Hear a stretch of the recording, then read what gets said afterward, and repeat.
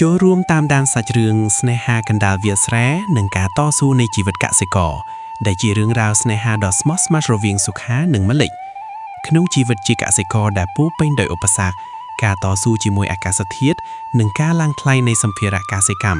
តើពួកគេអាចរក្សាក្តីសង្ឃឹមនិងកសាងអនាគតរួមគ្នាបានយ៉ាងដូចម្តេចស្វែងយល់ពីភាពតស៊ូនិងសម្រស់នៃជីវិតជនបទក្នុងសាច់រឿងដ៏ជោគជ័យនេះពន្លឺព្រះអាទិត្យពណ៌មាសស្រាលៗបានចាប់ផ្ដើមចាំងជះមកលើផ្ទៃមេឃនាំមកនូវសញ្ញានៃថ្ងៃថ្មីសម្រាប់អ្នកភូមិថ្នោតជុំក្លិនភុកល្បាប់លាយឡំជាមួយក្លិនទឹកភ្លៀងដែលទើបតែបង្អចុះកាលពីយប់មិញបានបង្កើតជាបរិយាកាសស្រស់ស្រាយមួយលើវាលស្រែពណ៌បៃតងខ្ចីដែលលាតសន្ធឹងដាច់កន្ទុយភ្នែកសុខាយុវជនដែលមានសម្បូរស្បែកពណ៌ស្រអែមមមួនដោយសារត្រីកម្ដៅថ្ងៃជាប្រចាំកំពុងកាន់នឹងកលដេញគោទាំងពីររបស់គេយ៉ាងស្វាហាប់ក្នុងកន្លះស្រែស្នាមញើសដែលហូរស្រកលើផ្ទៃមុខមិនបានធ្វើឲ្យគេចុះចាញ់នឹងភាពនឿយហត់នោះទេព្រោះក្នុងចិត្តរបស់គេមានក្តីសង្ឃឹមយ៉ាងធំធេងចំពោះទិន្នផលស្រែនៅឆ្នាំនេះដើម្បីយកមកដោះស្រាយជីវិតគ្រួសារដែលកំពុងខ្វះខាតសម្រាប់សុខាដីស្រែនេះមិនមែនគ្រាន់តែជាកន្លែងធ្វើការរកស៊ីចិញ្ចឹមជីវិតប៉ុណ្ណោះទេប៉ុន្តែវាគឺជាព្រលឹងនិងជាទីកន្លែងដែលផ្ទុកនូវអនុស្សាវរីយ៍តាំងពីកុមារភាពគ្រួសាររបស់គេបានតស៊ូលើដីស្រែដូនតាមួយដុំនេះអស់រយៈពេលច្រើនចំនួនមកហើយទោះបីជាបច្ចុប្បន្នភាពក្រីក្រនៅតែតាមលងបន្លាចនិងបំណុលធនាគារនៅតែជាបន្ទុកដ៏ធ្ងន់លើស្មារបស់ឪពុកម្ដាយគេក៏ដោយក្នុងពេលដែលគេកំពុងផ្ដោតអារម្មណ៍លើមុខនឹងកលដែលកំពុងជ្រោកដីស្រាប់តែសម្លេងស្រទន់អំដោយសំណោតិចតិចបានបន្លឺឡើងពីខាងក្រៅខ្នង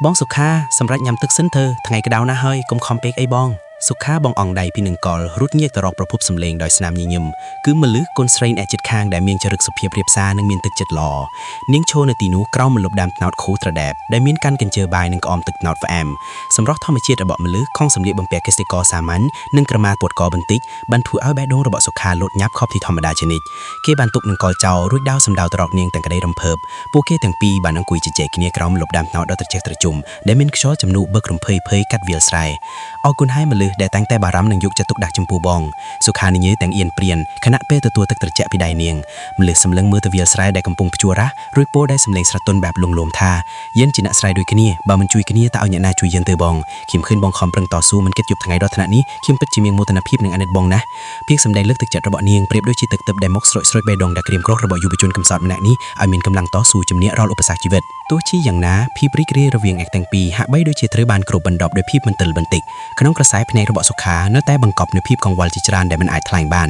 តម្លៃជីដែលកើនឡើងខ្ពស់កង្វះខាតប្រព័ន្ធស្រោចស្រពនៅរដូវប្រាំងនិងការធ្លាក់ថ្លៃនៃសាវកាលពីឆ្នាំមុនគឺជាសត្រូវដែលមើលមិនឃើញប៉ុន្តែវាមានឥទ្ធិពលបំផ្លាញក្តីសុបិនរបស់គេជានិច្ចមលឹះបានកត់សម្គាល់ឃើញភាពស្ងប់ស្ងាត់ខុសធម្មតារបស់សុខានាងក៏លក់ដៃទៅប៉ាស្មារបស់គេតិចតិចដើម្បីផ្ដល់កម្លាំងចិត្តបងកុំអារម្មណ៍ច្រើនអីមិនថាមានរឿងអ្វីកើតឡើងខ្ញុំនឹងនៅក្បែរបងជានិច្ចយើងនឹងរួមសុខរួមទុក្ខតស៊ូជាមួយគ្នារហូតដល់ថ្ងៃដែលស្រែយើងបានផលមាសដូចអ្វីដែលបងធ្លាប់ប្រាថ្នាសម្ដីសញ្ញាដ៏មុតមាំនេះបានធ្វើឲ្យសុខាមានអារម្មណ៍កក់ក្ដៅក្នុងចិត្តយ៉ាងខ្លាំងស្នេហាដែលដុសចេញពីកណ្ដាលវាលស្រែដ៏សាមញ្ញនេះមិនមែនជារឿងរ៉ាវផ្អែមល្អដូចក្នុងរឿងព្រេងនោះទេប៉ុន្តែវាគឺជាស្នេហាដែលកក់កើតឡើងពីការយល់ចិត្តភាពស្មោះត្រង់និងការតស៊ូក្នុងជីវិតពិតដ៏លំបាកខណៈពេលដែលព្រះអាទិត្យកាន់តែឡើងខ្ពស់ត្រដែតកម្ដៅកាន់តែខ្លាំងកម្លាំងចិត្តរបស់ពួកគេក៏កាន់តែរឹងមាំទៅតាមនោះដែរសុខាសម្លឹងមើលទៅមុខដែលក្តីសង្ឃឹមយ៉ាងមុតមាំគេដឹងថាផ្លូវខាងមុខនៅមានឧបសគ្គច្រើនទៀតដែលត្រូវឆ្លងកាត់ប៉ុន្តែឲ្យតែមានមលឹះនៅក្បែរគេមិនខ្លាចនឹងប្រឈមមុខឡើយខ្យល់ចំនួនរដូវវស្សាបានបើកមកប៉ះរាងកាយពួកគេនាំមកនូវក្លិនផ្កាស្មៅនិងសញ្ញានៃការចាប់ផ្ដើមថ្មីដ៏មានន័យបំផុតសម្រាប់គូស្នេហាកសិករដែលកំពុងសរសេររឿងរ៉ាវជីវិតដែលកំឡុងបាយក្តីស្រឡាញ់សញ្ញានៃការចាប់ផ្ដើមថ្មីដ៏មានន័យបំផុតសម្រាប់គូស្នេហាកសិករដែលកំពុងសរសេររឿងរ៉ាវជីវិតដែលកំឡុងបាយក្តីស្រឡាញ់បានក្លាយជាពន្លឺនៃក្តីសង្ឃឹម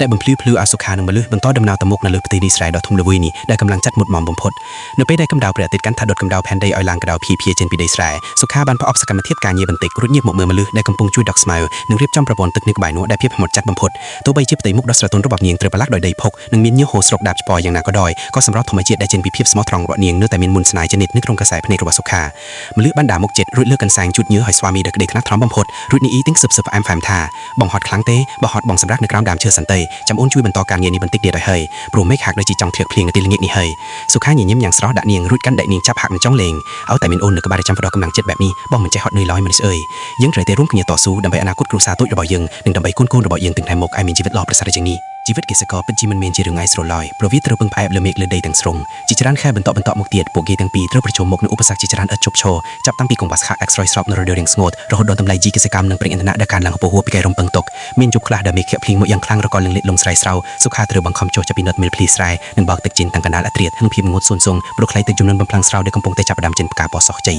ទោះបីជាត្រូវហត់នឿយនឹងប្រជុំនឹងគ្រោះថ្នាក់ពិសាទអសរឹបយ៉ាងណាក៏ដោយក៏មិនលើតាំងទៅនឹងក្បែរគេជានិច្ចមិនថាពេលមានទុក្ខលំបាកឬពេលមានសេចក្តីសុខឡើយនាងគឺជាអ្នកផ្ដល់កម្លាំងចិត្តនិងជាទីប្រឹក្សាដ៏ល្អបំផុតដែលធ្វើឲ្យសុខាមិនដែលគិតចង់បោះបង់ចោលរបស់កសិកម្មដែលជាគេមរតកពីដូនតានេះឡើយពួកគេបានចែករំលែកនូវអាហារសាមញ្ញនៅក្រោមខ្ទមស្រែតូចមួយដែលសង់ពីស្លឹកត្នោតញ៉ាំបាយកញ្ចប់ជាមួយត្រីអាំងនិងទឹកក្រែងលក់ខ្ចីដែលដកចេញពីបឹងប៉ុន្តែរសជាតិនៃក្តីស្រឡាញ់និងការយល់ចិត្តគ្នាបានធ្វើឲ្យអាហារទាំងអស់នោះមានជាតិជាងពីច្រើនឆ្នាំប្រណយទៅទៀតពេលរវែងឆ្ងាយបានផ្លាប់ដូរពីភាពហត់នឿយនិងការព្រួយក្របល់មកជាក្តីរំភើបព្រីក្រីឥតឧបការនៅពេលដែលវាស្រែពណ៌បៃតងខ្ចីបានប្រែពណ៌ទៅជាពណ៌មាសចាំងប្លែកគួរឲ្យចង់គួយគុនក្រំពលាព្រាអាទិត្យនៅពេលព្រឹកព្រលឹមរដូវប្រមូលផលដែលគ្រប់គ្នាទន្ទឹងរង់ចាំបានមកដល់ហើយក្លិនស្រូវទុំក្រអបឈ្ងុយពេញវាលស្រែតាមខ្យល់ជំនួសរដូវរងានាំមកនូវស្នាមញញឹមដែលមិនអាចកាត់ថ្លៃបានសម្រាប់គូស្នេហាកសិករទាំងពីរនាក់នេះសុខានិងមលឹះបានចុះជួបស្រូវដោយដៃផ្ទាល់យ៉ាងសស្រាក់សស្រាំដោយមានជំនួយពីអ្នកភូមិជិតខាងដែលតែងតែមានសាមគ្គីភាពនិងចេះជួយគ្នាទៅវិញមកតាមទម្លាប់អ្នកស្រែចម្ការគ្រប់រាប់ស្រូវពណ៌មាសដែលចូលក្នុងបាវរួមនឹងសម្លេងម៉ាស៊ីនបោកស្រូវលូនលឺរំពងភ្លៀងវាលគឺជាលទ្ធផលពិតនៃទំនុកញើនិងការតស៊ូដ៏ស្វិតស្វាញដែលពួកគេបានសាកព្រោះរួមគ្នាកាលពីប្រហែលខែមុនពួកគេបានបង្ហាញឲ្យមនុស្សគ្រប់គ្នាឃើញយ៉ាងច្បាស់ថាទោះបីជាជីវិតកសិករមានភ័យលំបាកវេទនានិងក្រីក្រយ៉ាងណាក៏ដោយប៉ុន្តែឲ្យតែមានការយល់ចិត្តគ្នាភាពស្មោះត្រង់និងការខិតខំប្រឹងប្រែងដោយមិនរាថយ